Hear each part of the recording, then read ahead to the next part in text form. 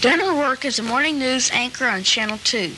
He recently won an award as one of the best feature reporters in the state of Texas. During the television production class's visit to Channel 2, Heather Hearn had a chance to talk with Mr. Rourke about his job at Channel 2. Heather filed this report. What type of schooling did you have to become a professional newscaster? I went to Indiana and majored for 4 years in radio and TV, and I also studied art history and worked at the radio station there. Did you decide at an early age to become a news announcer?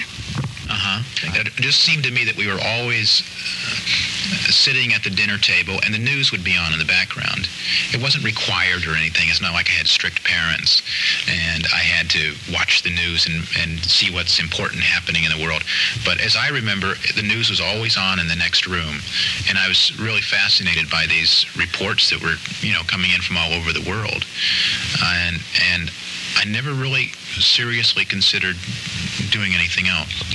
Do you enjoy your career and recommend it to others? Yes, and I don't know. I enjoy it most of the time. There are hassles in this job, just like anything else. You don't always feel appreciated, and the glamour of being on television wears off, and it should wear off after 6 months or so. And I've been doing this for 8 years. As far as recommending it to others, my mom, I remember, who's never given me much advice, she made one word of caution to me that I remember, and that is, if you go into a journalism career, you're probably not going to earn very much money. And she was more right than she realizes, because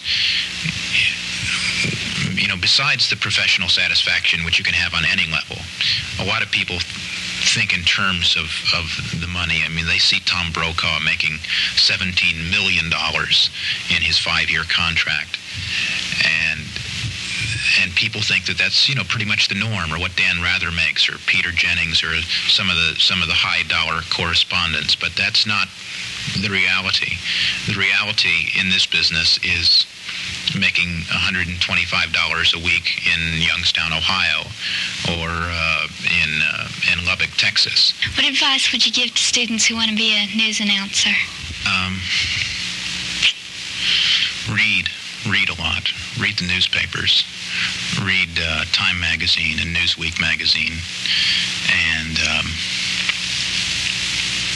become very familiar with the English language. This has been Heather Hearn at Channel 2 for MCS News.